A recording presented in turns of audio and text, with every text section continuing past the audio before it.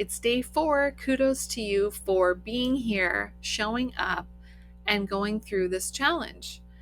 Statistically speaking, about half of the people who sign up for the challenge won't even make it to the end. So, kudos to you. Pat on the back. Be kind to yourself. You're doing the thing. So, yesterday we mapped out our current typical week. And some of you realize that some of the things you are doing in your week, they do align with your values. And some things don't align with your values. And that's okay. We want to try to lean more toward align than not align. So today we're going to be creating your ideal week. It's not going to be perfect. It's just going to be more intentional. I've said this before that the key to slow living isn't doing less, it's doing what matters more. And so maybe when you looked at your values, you're already doing enough. That's fine. Maybe you want to increase the activities around a certain value. But first, let's take a look at your typical week, just how you have it out. I want you to follow this process first to simplify. First step is to eliminate. And that's asking yourself, what can I remove? On this typical week, what can I remove? A lot of times we can't remove anything, right? We still have to drop the kids off at school. We still have to do this and that. That's fine. But just go through the process. Is there anything I can remove? The second way to simplify your week is to look at delegation. Can someone else help you with this task? And maybe it's not a person, maybe it's a piece of technology. Maybe it's that instead of taking an hour of your day twice a week to go to the grocery store, maybe you order your groceries online and have them delivered to your home. Hey, you got 2 hours back. Or maybe you decide, I'm getting too far ahead of myself. I want to use that same example, but for the third way to simplify is to reduce. So what can be done less often? Same with the grocery store. I was thinking about that. Do you have to go twice a week to the grocery store, or could you just go once and just stretch that out? Then you get a bonus hour. So think about looking at this typical week. What can you remove? What could someone or some piece of technology or some service help you with that would give you some more time to focus on your values, your top 5 values? Or can anything be done less often so that it gives you more time for those top 5 values? Another tip that I want to share that's not on your screen is when you look at what's left after you've done those first 3 simplifying steps, is there a responsibility or task or something that you have to do that maybe doesn't align with your value? It's just a responsibility. Is there a responsibility that you can infuse a value into it? So for example, when I have to take my daughter to school.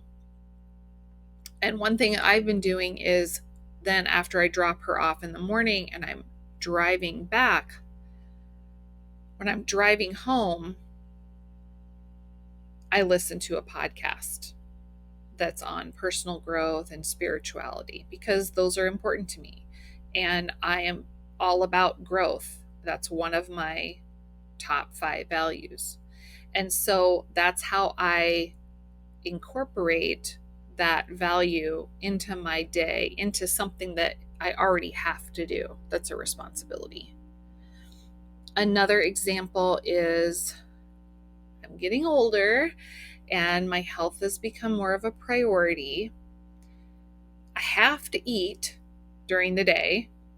So, what can I do about how I'm eating and what I'm eating that will help me to refine that value of health and can actually help to improve my health because of the decisions that I'm making? Does that make sense? So take something you already have to do and add some elements to it that correspond with your values. So I want you to take this work of the simplifying steps and this additional tip of potentially throwing in bonus activities that support your values with your responsibilities, and make a new weekly planner. And you'll see that on day 4, you have a new weekly fresh page weekly planner. And I would like for you to take those tweaks that you made to your typical week and what we just went through with the process of simplifying and transfer that to your weekly planner, really thinking about how you can add your values into your week. And maybe, like I said before, you have some values you really want to bump up. Maybe one value you've already got covered and you don't really need to do much more. You feel pretty content with. Listen to yourself. What do you want? How much of each value do you want in your week? And try to schedule that out. Okay?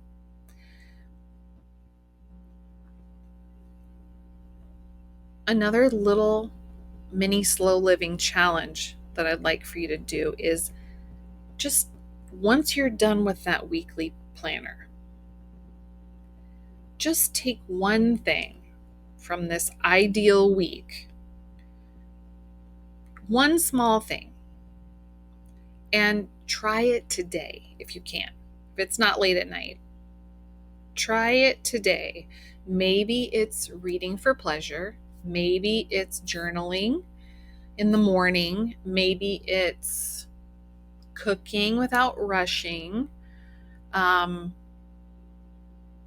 Just let yourself feel what it feels like to live in the moment of this value packed activity. And I'd love for you to share how this process has kind of changed the way you think you'll approach your weekly schedule. Share that in the group. You could even post a photo or note of maybe that little mini